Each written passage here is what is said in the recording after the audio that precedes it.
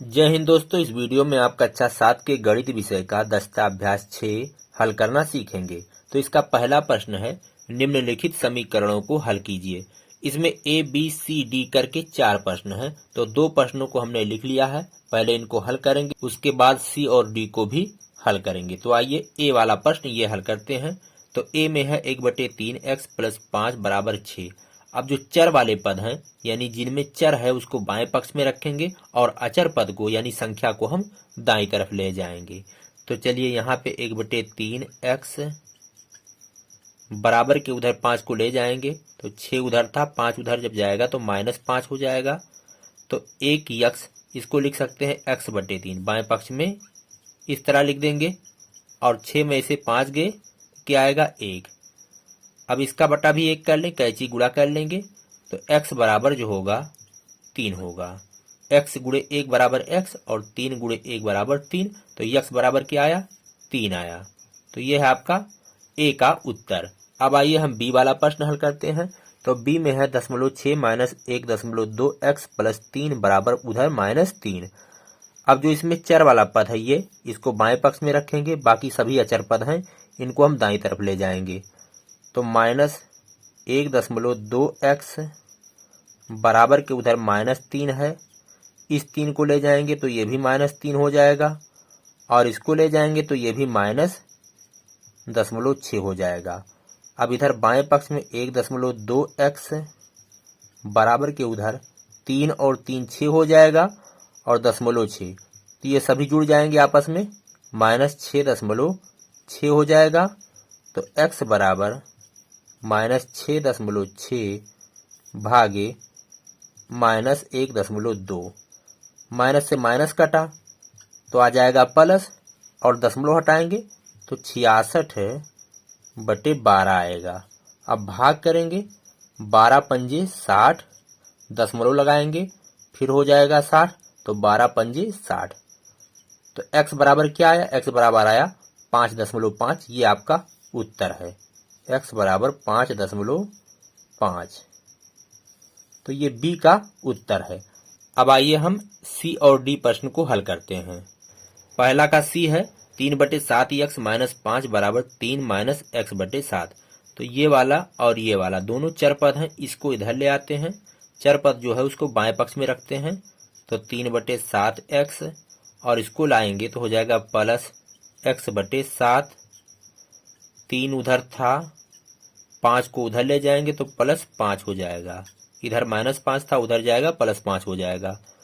अब यहाँ देखिए हर का लासा लेंगे, देखिए इधर हमें जोड़ना है, तो हर का लासा आएगा 7, तो इधर हो जाएगा 3x + x बराबर के इधर 5 और 3 8, तो 3x और 1x हो जाएगा 4x/7 बराबर के उधर 8।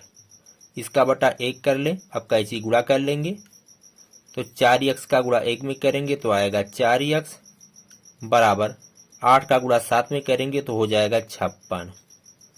तो x बराबर 56 और 4 को उधर ले जाएंगे तो /4 हो जाएगा। अब इसमें इससे भाग करेंगे तो 4 × 4 और 4 × 16, 56 को 4 से भाग करेंगे तो 14 आएगा, तो x बराबर आया 14। ये उत्तर है, तो C का उत्तर ये आया। अब आइए हम D वाला प्रश्न हल करते हैं। तो यहाँ ब्रैकेट खोलेंगे सबसे पहले, तो 3 पंजे 15x, 3 सत्ते 21 - 21 +2 से ब्रैकेट खोलेंगे तो +2 9 18x, यहाँ प्लस गुणे माइनस हो जाएगा -11 दूना 22 बराबर के इधर 4 गुणे 8 तो हो जाएगा 32x, 4 का गुणा 7 में होगा तो हो जाएगा 28 -28 और ये -5। अब जो चर पद हैं जिनमें x है, ये और ये, इन सबको इकट्ठा करेंगे, बाएं पक्ष में लाएंगे तो 15x, ये इधर है पहले से, प्लस 18x और इसको इधर लाएंगे तो हो जाएगा -32x बराबर का चिन्ह लगाएंगे, जो अचर पद हैं उधर ले जाएंगे, तो उधर -28 था -5 था और -21 और -22 को उधर ले जाएंगे तो +21 और +22 हो जाएगा, इसका चिन्ह बदल जाएगा। अब चलिए बाएं पक्ष में इनको हल करेंगे तो 15x और 18x दोनों धनात्मक है, दोनों आपस में जुड़ जाएंगे। 8 और 5 13 के 3 हासिल आए 1, ये 1 2 हो गया और 1 3 तो 33 हो जाएगा। 15 और 18 33x और -32x ये वाला बराबर। इधर अब इन सबको हल करेंगे तो माइनस वाली जो संख्याएं हैं वो आपस में जुड़ेंगी और प्लस वाली आपस में जुड़ेंगी। तो -28 -5 कितना हो जाएगा, ये आपस में जुड़ेगा तो 8 5 13 के 3 हासिल आए 1 2 और 1 3 तो -33 हो गया। और ये दोनों आपस में जुड़ेंगे तो 22 और 21 तो प्लस में आएंगे 1 और 2 3 2 और 2 4 43 आएगा 43 33x -32x तो बराबर आएगा 1x, यानी x बचा बराबर के इधर -33 प्लस 43 तो 43 में से 33 घट जाएगा तो आएगा 10, तो x बराबर आया 10। तो ये डी का उत्तर है, x बराबर आया आपका 10। इसी के साथ ये पहला प्रश्न खत्म होता है। अब आइए हम दूसरा प्रश्न हल करते हैं। दूसरा प्रश्न है, किसी संख्या के 5 गुने से उसका 3 गुना घटाने पर शेषफल 18 है, वह संख्या बताइए। माना वह संख्या x है, चलिए हम मान लेते हैं, माना वह संख्या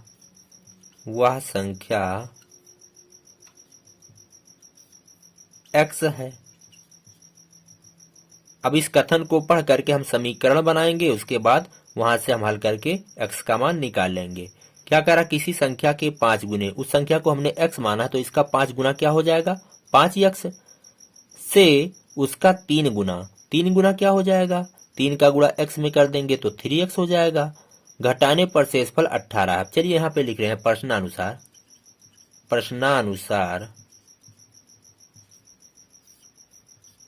किसी संख्या का 5 गुना, उस संख्या को हमने x माना है तो x का 5 गुना 5x हो जाएगा से उसका 3 गुना घटाने पर, अब इसका 3 गुना क्या होगा 3x, 3 गुणे x यानी 3x। कह रहा इसमें से इसको घटाने पर क्या आता है 18 शेषफल आता है तो बराबर 18। अब देखिए इस कथन से हमने समीकरण बना लिया। अब यहां से समीकरण हल करके x का मान निकालेंगे, जो आएगा वही उत्तर होगा। 5x में से 3x गया तो आएगा 2x बराबर 18, तो x बराबर 18/2, तो x बराबर 18 को 2 से भाग करेंगे आएगा 9, तो x बराबर आया 9, यानी वह संख्या 9 है। यहाँ लिख भी सकते हैं, अतः वह संख्या 9 है। अब आइए हम अगला प्रश्न हल करते हैं। तीसरा प्रश्न है, 2 क्रमागत विषम संख्याओं का योगफल उनके अंतर का 6 गुना है, उन संख्याओं को ज्ञात कीजिए। तो 2 विषम संख्याएं हैं, दोनों क्रमागत विषम संख्याएं हैं, उनका योगफल कह रहा उनके अंतर का 6 गुना है, तो उन संख्याओं को आपको ज्ञात करना है। तो चलिए हम यहाँ मान लेते हैं, माना पहली विषम संख्या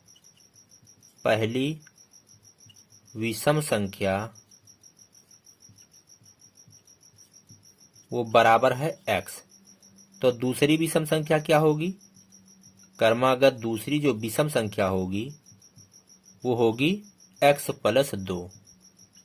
क्यों, क्योंकि 2 क्रमागत विषम संख्याओं में 2 का अंतर होता है। जैसे मान लेते हैं एक विषम संख्या है 7, तो अगली जो विषम संख्या होगी, क्रमागत जो अगली विषम संख्या होगी वो 9 होगी। 7 के बाद जो विषम संख्या आती है वो 9 आती है। तो 7 और 9 में 2 का अंतर होता है, 7 + 2 बराबर 9, तो 7 में आप 2 जोड़ेंगे तो आपको 9 प्राप्त होगा। उसी तरह यहाँ x में 2 जोड़ेंगे तो अगली क्रमागत विषम संख्या प्राप्त होगी। अब प्रश्न के अनुसार चलिए यहाँ लिखते हैं, प्रश्नानुसार हम समीकरण बनाएंगे, उसके बाद समीकरण हल करेंगे, वहां से x का मान प्राप्त होगा, बस यहाँ पे रख देंगे, बस दोनों हमें क्रमागत विषम संख्याएं प्राप्त हो जाएंगी। तो कह रहा क्रमागत विषम संख्याओं का योगफल, अब इनका योगफल करिए तो x + x + 2 इन दोनों विषम संख्याओं का योगफल कह रहा हूं उनके अंतर का 6 गुना है। अब इनका अंतर, तो अंतर कैसे निकालेंगे? देखिए इसमें कौन बड़ी है? x प्लस 2 बड़ी है, इसमें से इसको घटाएंगे तभी अंतर निकलेगा। बड़ी वाली में से छोटी वाली जो विषम संख्या उसको घटाना है, तो इनके अंतर का 6 गुना है। तो x प्लस 2 इसमें से क्या घटाएंगे? x घटाएंगे, तो ये अंतर निकला। अब कह रहा इसका 6 गुना है, ये वाला इसके अंतर का 6 गुना है। अब इसका 6 गुना करेंगे तो इसमें 6 से गुणा करना तो ब्रैकेट लगाना पड़ेगा। पूरे का 6 गुना है ना, इस पूरे का 6 गुना। अब 6 से इसमें गुणा कर देंगे तो ये दोनों क्या होंगे? बराबर होंगे। ये समीकरण बन गया। अब इस समीकरण को हल करके यहाँ से x का मान निकालेंगे, फिर यहाँ पे रख देंगे, बस हमें दोनों क्रमागत विषम संख्याएं प्राप्त हो जाएंगी। तो चलिए यहाँ पे ब्रैकेट खोलते हैं, x प्लस 2 बराबर के इधर पहले छोटा ब्रैकेट यहाँ हटाएंगे तो 6 मझला bracket x plus 2 minus x bracket बंद। अब इधर x प्लस x जोड़ेंगे तो हो जाएगा 2x प्लस 2 बराबर के इधर ब्रैकेट के अंदर हल करेंगे, ये और ये कट गया, 6 दूना 12, 2 बचा सिर्फ यहाँ पे, तो गुणा हो जाएगा 6 दूना 12। इसको उधर ले जाएंगे तो 2x बराबर 12, ये उधर गया माइनस 2, तो 2x बराबर 12 में से 2 गए 10, x बराबर 10/2 भाग करेंगे तो आएगा x बराबर 5। x बराबर आया 5। अब दोनों क्रमागत विषम संख्याएं हमें निकालना है तो यहाँ पे उनका मान रख देना है, x का मान रख देंगे, बस दोनों विषम संख्याएं निकल जाएंगी। तो क्रमागत विषम संख्याएं, चलिए क्रमागत विषम संख्याएं निकाल रहे हैं। यहाँ पे लाइन खींच दें। पहली संख्या क्या है? x बराबर कितना आया है? 5, तो पहली संख्या निकल करके आई 5। दूसरी संख्या, ये दोनों विषम संख्याएं हैं, कितना है? x प्लस 2, तो x है 5 प्लस 2, तो 5 और 2 7, तो दूसरी संख्या कितनी आई? 7 आई। तो यही दोनों आपका उत्तर है। अब आइए हम नेक्स्ट क्वेश्चन हल करते हैं। चौथा प्रश्न है, एक व्यक्ति एक बाग से कुछ फूल चुनता है, यानी कुछ फूल तोड़ता है। वह इन फूलों का 1/2 भाग माली को, 1/4 भाग फूलदान के लिए, 1/6 भाग अपने पुत्र को, 1/18 भाग अपनी पुत्री को तथा शेष 1 फूल अपनी पत्नी को भेंट करता है, यानी तोहफा देता है। उसने कुल कितने फूल चुने थे, कुल कितने फूल तोड़े थे? तो चलिए मान लेते हैं कि माना बाग से कुल x फूल चुने थे, तो इतने फूल चुने थे, कितने? x फूल। अब इन्हीं फूलों को वो बांट रहा है, वो तोहफा दे रहा है। 1/2 भाग माली को, 1/4 भाग फूलदान के लिए, 1/6 भाग पुत्र के लिए, 1/18 भाग पुत्री के लिए तथा शेष 1 फूल अपनी पत्नी के लिए। अब जो भाग वो बांट रहा है, चलिए हम उसको निकालते हैं। तो 1/2 भाग माली को, तो यहाँ निकालते हैं माली का भाग कितना आएगा? देखिए इतना ही फूल तो तोड़ा है, इसका 1/2, तो x का 1/2, तो हो जाएगा x/2। इतना फूल माली को कितना फूल देता है? x/2 फूल। अब उसके बाद क्या निकालना है? फूलदान के लिए, तो फूलदान का भाग इसी फूल का 1/4 भाग, तो x/4। इतना फूल फूलदान के लिए है। आगे क्या कह रहा है? 1/6 भाग अपने पुत्र को, पुत्र का भाग इसका 1/6, तो x/6 यक्स बटे 6 फूल पुत्र के लिए है। आगे क्या कह रहा है, 1/18 भाग अपनी पुत्री के लिए है, तो पुत्री के लिए पुत्री का भाग 1/18 है, तो इसका 1/18 तो यक्स बटे 18 हो जाएगा, इतना फूल। और जो शेष एक फूल है वो पत्नी के लिए, तो पत्नी का भाग,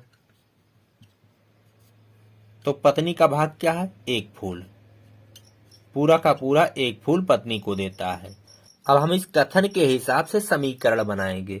समीकरण बना करके हम x का मान निकालेंगे, बस वही हमारा उत्तर होगा। उसने कुल कितने फूल चुने थे यही निकालना है, तो x हमने उसको माना है, बस x का जो मान आएगा वही उत्तर हो जाएगा।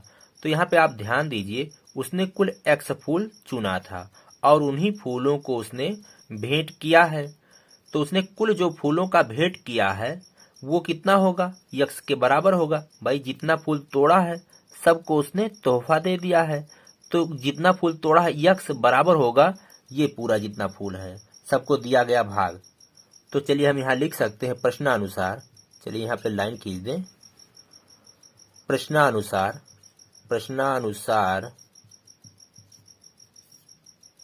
इन सबको दिया गया भाग x/2 plus x/4 plus x/6 plus x/18 plus एक फूल अपनी पत्नी को देता है तो प्लस 1, वो बराबर कितना है, x। जितना फूल तोड़ा था बाग से वही तो बांटा है, तो इतना प्लस इतना प्लस इतना प्लस इतना प्लस इतना बराबर x। अब चलिए ये समीकरण बन चुका है, इस समीकरण को हम हल करके यहाँ से x का मान निकालेंगे, वही आपका उत्तर हो जाएगा। तो सबसे पहले यहाँ हर का लासा लेते हैं तो आएगा 36, हर का लासा लेंगे तो आएगा 36। अब 2 से इसमें भाग करेंगे तो 18 आएगा, तो हो जाएगा 18x प्लस 4 से इसमें भाग करेंगे, 4 9 36, 9 का गुणा x में तो 9x प्लस 6 का गुणा इसमें करेंगे 6 से तो आएगा 36, यानी 36 में 6 से भाग करेंगे तो 6 आएगा। अब 6 का गुणा इसमें x में करेंगे तो 6x हो जाएगा प्लस 18 दूना 36, 2 का गुणा इसमें x में तो 2x, इसका बटा 1 कर ले, 1 से 36 में भाग देंगे तो 36 आएगा। अब 36 का गुणा 1 में करेंगे तो प्लस 36 बराबर इधर x। अब इधर हम सरल करेंगे, देखिए 18x 9x 6x 2x ये सब आपस में जुड़ जाएंगे, तो 2 और 6 8, 8 9 17, 17 और 18 हो जाएगा 35x। तो 35x प्लस 36 बटे 36 बराबर इधर x। इसका बटा 1 कर लें, कैंची गुणा कर लेंगे तो इतना गुणे 1 बराबर उतना ही रहेगा, 35x प्लस 36 और बराबर 36 गुणे x तो हो जाएगा 36x। इसको हम इधर ले आते हैं तो 35x माइनस 36x हो जाएगा, 35x इधर था वो इधर आया तो माइनस 36x हो गया, और बराबर के उधर 36 को ले जाएंगे तो ये हो जाएगा माइनस 36, प्लस 36 था इधर जाएगा माइनस 36 हो जाएगा। 35x में से 36x निकालेंगे तो बचेगा सिर्फ माइनस 1x, तो माइनस 1x बराबर इधर माइनस 36, तो माइनस से माइनस कट जाएगा, दोनों तरफ हम माइनस से भाग करेंगे तो x बराबर आएगा 36। और x क्या है, और x को हमने माना था कि बाग से जो फूल चुने गए हैं उनकी संख्या है, यानी बाग से कुल कितने फूल चुने गए हैं, 36 फूल, यही आपका उत्तर है। अब आइए हम नेक्स्ट क्वेश्चन हल करते हैं। 5वां प्रश्न है, रबिया और एबी की आयु में 2 वर्षों का अंतर है। यदि रबिया की उम्र एबी की आयु के 2 गुने में 6 वर्ष कम हो तो दोनों की आयु ज्ञात कीजिए। तो चलिए हम मान लेते हैं, किसी एक को मान लेते हैं फिर दूसरा निकल जाएगा। मान लेते हैं रबिया, माना रबिया की उम्र वो बराबर है x वर्ष। अब यहां से हम AB की उम्र निकाल लेंगे। AB की उम्र कितनी होगी। यहां कह रहा है रबिया और एबी की आयु में 2 वर्षों का अंतर है, तो x में से आप 2 घटा दें या 2 जोड़ दें। चलिए हम घटा देते हैं, इतना वर्ष। भाई 2 वर्षों का अंतर है तो इसमें से 2 घटा देंगे, या चाहे तो 2 जोड़ भी सकते हैं। 2 वर्षों का जब अंतर है तो चाहे 2 घटाएं या 2 जोड़ें। अब देखिए आगे क्या कह रहा है। यहाँ जो कथन दिया गया है इससे हम समीकरण बनाएंगे, उसके बाद यक्स का मान निकाल लेंगे, फिर हमें यहाँ दोनों का उम्र ज्ञात हो जाएगा। यहाँ पे रख देंगे, बस दोनों की आयु निकल जाएगी। यदि रबिया की उम्र एबी की आयु के 2 गुने में 6 वर्ष कम हो। कह रहा है रबिया की उम्र, तो रबिया की उम्र कितना है, x। चलिए यहाँ लिख दें प्रश्नानुसार रबिया की उम्र कितना, x। अब क्या कह रहा है, रबिया की उम्र यानी x एबी की आयु के, एबी की आयु कितना है, x माइनस 2 इतना है। एबी की आयु के 2 गुने, अब इसमें 2 से गुणा करें, 2 गुने में 6 वर्ष कम हो। अब इसके दुगने में 6 वर्ष कम यानी 6 घटाना है, तो दोनों की आयु ज्ञात कीजिए। अब ये बराबर है, यक्स बराबर है इतने के, तो इस कथन से हमने ये समीकरण बनाया। अब इसको हल करके x का मान निकालेंगे, फिर यहाँ रखेंगे, फिर जो आएगा वही उत्तर होगा। तो x बराबर, यहाँ ब्रैकेट खोलेंगे तो 2x माइनस 2 दूना 4 और ये माइनस 6, तो x बराबर 2x माइनस 4 माइनस 6 हो जाएगा माइनस 10। इसको इधर लाएंगे तो यक्स माइनस 2x बराबर इधर माइनस 10। यक्स में से 2x निकालेंगे तो माइनस x बचेगा बराबर इधर माइनस 10। दोनों पक्षों में हम माइनस से भाग करेंगे या माइनस से गुणा करेंगे तो क्या आएगा, इधर प्लस x हो जाएगा और बराबर उधर प्लस 10 हो जाएगा। तो यक्स बराबर आया 10। अब दोनों की हमें आयु ज्ञात करनी है, तो यहाँ पे मान रख देंगे, बस दोनों की आयु ज्ञात हो जाएगी। चलिए यहाँ पे रख देते हैं रबिया की आयु हमने माना था x और x बराबर कितना आया है 10, तो 10 वर्ष, x वर्ष माना था। AB की आयु, AB की आयु x माइनस 2 वर्ष, x बराबर है 10, 10 माइनस 2, 10 में से 2 गए 8, तो 8 वर्ष। तो ये और ये दोनों आपका उत्तर है। अब आइए हम नेक्स्ट क्वेश्चन हल करते हैं। छठा प्रश्न है, पिता की आयु उसके पुत्र की आयु की 4 गुनी है। 6 वर्ष बाद पिता की आयु पुत्र की आयु के 2.5 गुने से 6 वर्ष अधिक हो जाएगी। दोनों की वर्तमान आयु ज्ञात कीजिए। तो चलिए यहाँ पे मान लेते हैं, माना पुत्र की वर्तमान आयु बराबर x वर्ष, आयु बराबर x वर्ष। जो छोटा हो हमेशा उसी को मानना चाहिए। अब यहाँ से हम पिता की आयु निकालेंगे। क्या कह रहा था, पिता की आयु उसके पुत्र की आयु की 4 गुनी है, तो पिता की आयु क्या होगी, पिता की वर्तमान आयु बराबर होगी 4x, पुत्र की आयु की 4 गुनी, तो पुत्र की आयु x है, तो ये हो जाएगा 4x वर्ष का। अब क्या कह रहा आगे, 6 वर्ष बाद पिता की आयु, तो 6 वर्ष बाद ये आयु बदल जाएगी, तो 6 वर्ष बाद पुत्र की आयु क्या होगी, पुत्र की आयु यक्स में 6 आपको जोड़ना पड़ेगा। जब बाद की बात करेगा तो आपको जोड़ना पड़ेगा और जब पहले की बात करेगा तो आपको घटाना पड़ेगा। तो 6 वर्ष बाद यक्स प्लस 6 वर्ष का हो जाएगा। और पिता की जो आयु हो जाएगी, पिता की आयु में भी 6 जोड़ना पड़ेगा, तो 4x प्लस 6 वर्ष। अब 6 वर्ष बाद इन दोनों में क्या शर्त है, देखिए 6 वर्ष बाद पिता की आयु पुत्र की आयु के 2.5 गुने से 6 वर्ष अधिक हो जाएगी। तो पिता की आयु 6 वर्ष बाद क्या है, तो यहाँ लिखेंगे प्रश्नानुसार 6 वर्ष बाद पिता की जो आयु है वो है 4x प्लस 6 वर्ष, तो 4x प्लस 6 वर्ष। ये कितना हो जाएगा? पुत्र की आयु के 2.5 गुने से 6 वर्ष अधिक। तो पुत्र की आयु कितनी है? x plus 6, x plus 6। अब इसमें 2.5 से गुणा करेंगे, 2.5 का मतलब 2 सही 1/2, इतने से गुणा करेंगे तो पुत्र की आयु का ये 2.5 गुना हो गया। इससे 6 वर्ष अधिक, तो इससे 6 वर्ष अधिक, तो इसमें क्या करेंगे? 6 को जोड़ेंगे तो प्लस 6। अब ये बराबर होगा, तो ये समीकरण बना इस कथन से। अब इस समीकरण को हल करेंगे, फिर x का मान प्राप्त होगा, यहाँ पे रख देंगे, बस दोनों की आयु निकल जाएगी। चलिए हल करते हैं। 4x प्लस 6, ब्रैकेट को हटा दिए।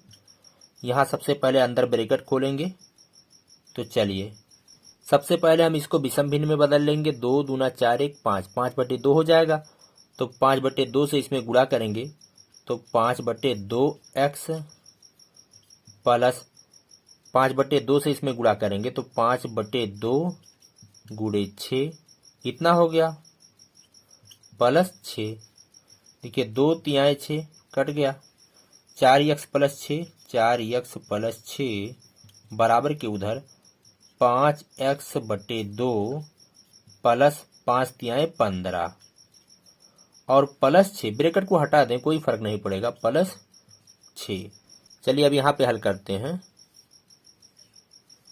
तो सजातीय जो है उनको इकट्ठा करेंगे, चर वाला पद 4x और 5/2x को इधर ले आते हैं तो माइनस 5x/2 हो जाएगा। और अचर पद को उधर ले जाते हैं तो 15 उधर था, प्लस 6 उधर था और ये प्लस 6 उधर जाएगा तो माइनस 6 हो जाएगा। अब इसको इधर हल करेंगे तो इसका बटा 1 कर लें, हर का लासा लेंगे, आएगा 2, 1 से इसमें भाग करेंगे, 2 आया, 2 चौके 8x माइनस 2 से 2 कटा 1 आया, 1 का गुणा इसमें करेंगे तो माइनस 5x बराबर की इधर 6 और 6 कट गया तो क्या आएगा? सिर्फ 15 आएगा। 8x में से 5x निकला तो आया 3x/2 बराबर 15। इसका बटा 1 करें और कैंची गुणा कर लेंगे तो 3x बराबर 15 दूना 30, तो x बराबर 30/3, तो बराबर आएगा 3 दहाई 30, x बराबर आया 10। तो x बराबर 10 आया। अब x का मान यहाँ पे रख देंगे, बस दोनों की उम्र ज्ञात हो जाएगी। तो चलिए यहाँ पुत्र की आयु निकालते हैं। पुत्र की आयु बराबर x और x बराबर कितना है? 10, तो 10 वर्ष। पिता की आयु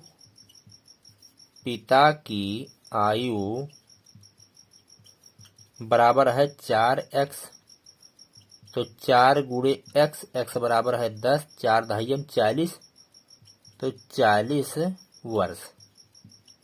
तो दोनों की आयु कितनी आई? पिता 40 वर्ष का है और पुत्र 10 वर्ष का है। अब आइए हम अगला क्वेश्चन हल करते हैं। 7वां प्रश्न है, एक आयत की लंबाई उसकी चौड़ाई से 5 सेंटीमीटर अधिक है। यदि उसका परिमाप 26 सेंटीमीटर हो तो उसकी लंबाई ज्ञात कीजिए। तो चलिए जो ज्ञात करना है उसको मान लेते हैं। ये देखिए आयत है, इसकी लंबाई मान लेते हैं, ये दूरी x है। तो चलिए यहाँ मानते हैं, माना आयत की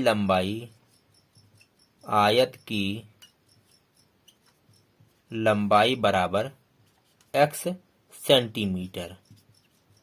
यहाँ पे जो मात्रक इस्तेमाल किया गया है सेंटीमीटर है ना सब में, तो हम यहाँ सेंटीमीटर ही मानेंगे। तो आयत की चौड़ाई क्या होगी?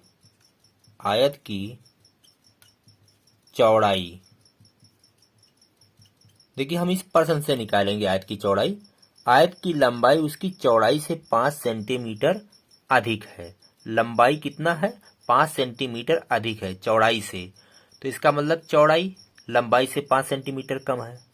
चौड़ाई लंबाई से 5 सेंटीमीटर कम है।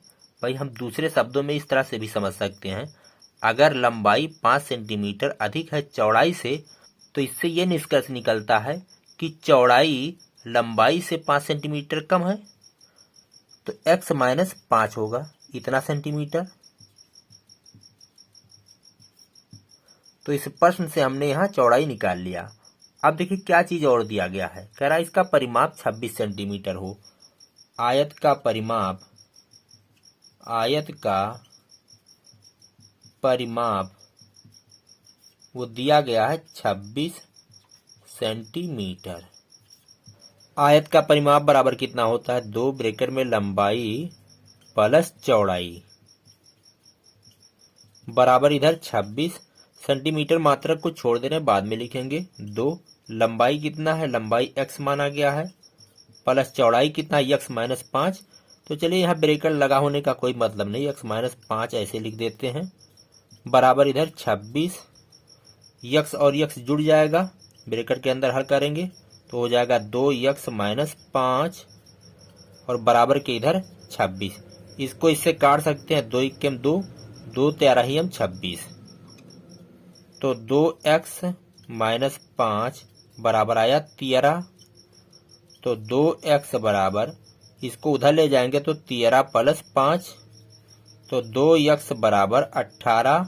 तो 2x बराबर 18 आया है, तो x बराबर क्या होगा, x बराबर 18 बटे 2 होगा, 18 को 2 से भाग करेंगे आएगा 9, तो x बराबर आया 9 और x क्या है, आयत की लंबाई, तो 9 सेंटीमीटर। तो आयत की लंबाई आई 9 सेंटीमीटर, ये आपका उत्तर है। दोस्तों वीडियो काफी लंबा होता जा रहा है, बाकी के जो प्रश्न हैं हम उसको अगले वीडियो में आपको बताएंगे। हम मिलेंगे आपसे उस वीडियो में। इसी के साथ कहते हैं जय हिंद, जय भारत।